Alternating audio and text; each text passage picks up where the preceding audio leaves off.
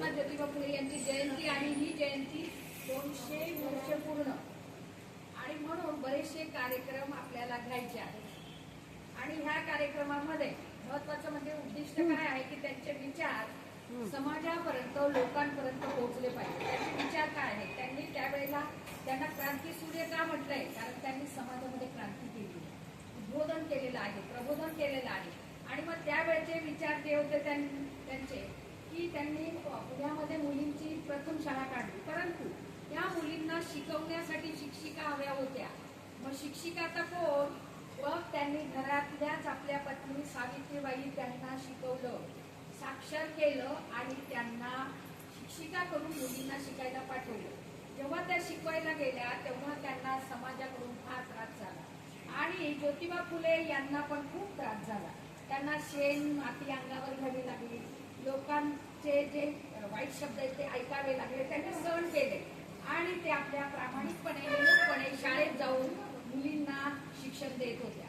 म्हणून आता तुम्ही आम्ही शिक्षण घेत आहोत। मी या ठिकाणी जे बोलते आहे त्यांच्यामुळे माझं शिक्षण पूर्ण झालंय, मी नोकरी करीत होते, माध्यमिक टीचर होते त्यांच्यामुळे, कारण ही सुरुवात त्यांनी केलेली आहे। म्हणून त्यांना क्रांती सूर्य म्हटलेलं आहे, समाज सुधारक म्हटलेलं आहे। आणि अशा ह्या समाज सुधारकांना आपण सगळ्यांनी अभिवादन करणं फार महत्वाचं आहे आणि त्यांचे विचार लोकांपर्यंत पोहोचवणं।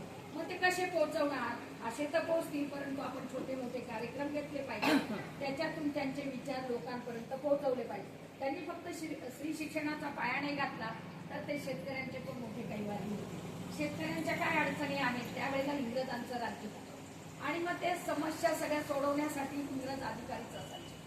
त्यावेळेला ज्योतिबा फुले शिकलेले होते आणि मग त्यांच्यापर्यंत यांनी शेतकऱ्यांच्या काय अडचणी आहेत, सामान्यांच्या काय अडचणी आहेत, अस्पृश्यांच्या काय अडचणी आहेत, त्या अस्पृश्यांना पण न्याय मिळाला पाहिजे, तर इंग्रज अधिकाऱ्यांकडे जाऊन त्यांनी ते प्रश्न त्यांचे सोडवायचे आणि समाजामध्ये जागृती करून क्रांती करायची, हे त्यावेळेला त्यांनी काम केलेलं आहे। कारण इंग्रजांची मदत घेतल्याशिवाय त्यांना काहीच करता येणार नव्हतं आणि म्हणून त्यावेळेला त्यांना इंग्रजांची पण मदत घ्यावी लागली। कारण आधी काय म्हणायचे, घर आपलं आहे, इंग्रज लोक काय म्हणायचे, जागृती करायची, इंग्रजांना बाहेर काढायचं।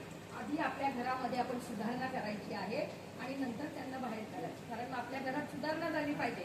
सुधारणा झाली म्हणजे काय झालं पाहिजे, एक स्त्री जेव्हा शिकते तेव्हा ती पूर्ण कुटुंब त्या ठिकाणी शिक्षित होतं। मग स्त्री शिक्षण देणं महत्वाचं आहे।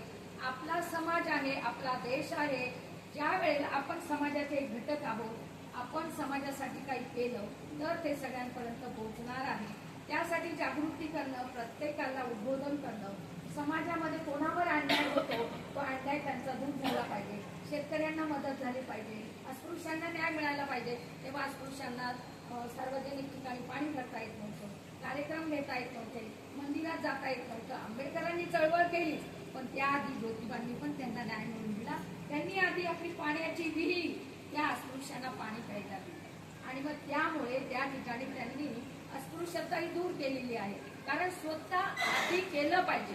आपण म्हणतो लोकांसांगे ब्रह्मज्ञान, आपण स्वतः कोरडे पाहिजे, तसं त्यांनी केलं आहे। आपण स्वतः आचरणात आणलं आणि नंतर लोकांना सांगितलं की असं तुम्ही करा। म्हणजे या ठिकाणी तो पण मानव आहे, मी पण मानव आहे, मग त्याच्यावर अन्याय का, तो पण मानव आहे, त्याला पण न्याय मिळायला पाहिजे, त्याला पण समान हक्क त्या दृष्टीने मिळाले पाहिजे, असे ते समाज सुधारक होते। आणि सत्यशोधक समाज त्यांनी स्थापन केला।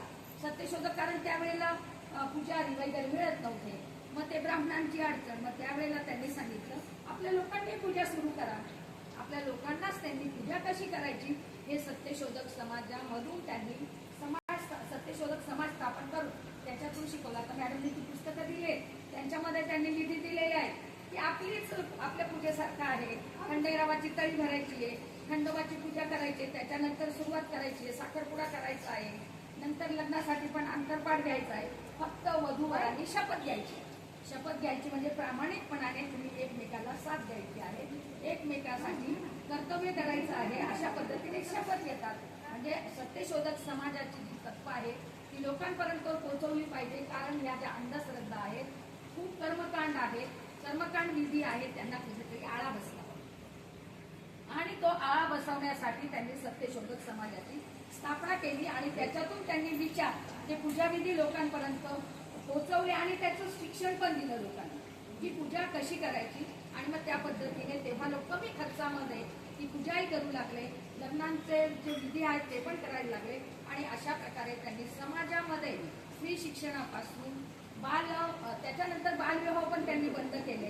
बालविवाह बंद करण्यापासून नंतर त्यांनी विधवा विवाहाला पण प्रोत्साहन दिलेलं आहे. म्हणजे त्यांचं एकही असं नाही की त्यांनी कोणतं कार्य केलं. त्यावेळेला 5 वर्षाची 7 वर्षाची विधवा झाली की तिने तसं करायचं, परत लग्न करायचं नाही.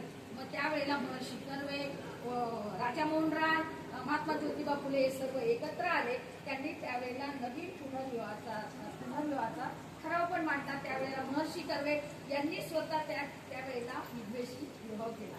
म्हणजे असे बरेच समाज सुधारक एकत्र करून त्यांनी बऱ्याच अशा संस्था स्थापन करून विधवा विवाह सुरू केले. त्यानंतर बालविवाह बंद केले, मुलींसाठी शाळा काढल्या, शेतकऱ्यांसाठी त्यांनी सुधारणा आणल्या, त्यांच्यासाठी काही असे न्याय मिळवून देण्यासाठी त्यांनी अधिकार आणि त्याच्यावर त्यांनी नमूद केले की यांना हे अधिकार शेतकऱ्यांना मिळाले पाहिजे, त्यांना हे जे आहे जे कर्ज आहे कर्जमाफी मिळाली पाहिजे, शिवाय त्यांना पीक पेरणी वगैरे आहे त्याच्यासाठी पण त्यांना कमी दरामध्ये पैसा कर्ज मिळालं पाहिजे. हे ठराव सगळे त्यांनी केलेले आहेत आणि म्हणून त्यांना समाज सुधारक म्हटलं पाहिजे.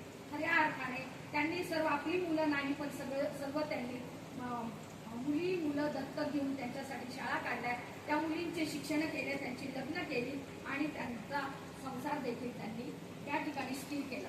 म्हणजे अशा पद्धतीचे खरे समाज सुधारक म्हणून आपण त्यांचे विचार विसरायला नको, लोकांपर्यंत पोहोचले पाहिजे. आतापर्यंत आपले जे मुलं आहेत लहान मोठे त्यांच्यापर्यंत पोहोचवलं पाहिजे. हे समाज सुधारक कसे होते आणि एक समाजाचे आपण पण घटक आहोत. त्यांनी खूप केलं पण आपण त्याच्यातून 20% तरी केलं पाहिजे. म्हणून हे लोकांपर्यंत पोहोचवणं गरजेचं आहे. म्हणून त्यांची अभिवादन करून आपण त्यांची जयंती साजरी करणं महत्वाचं आहे. त्यांचे ऋण आहेत ते ऋण कुठेतरी आपण फेडले पाहिजे, समाजापर्यंत पोहोचवले पाहिजे आणि त्यासाठी आपण हे कार्यक्रम घेणं महत्वाचे आहे. त्यांचे विचार पोहोचवण्यासाठी एवढे 2 शब्द बोलून माझे 2 शब्द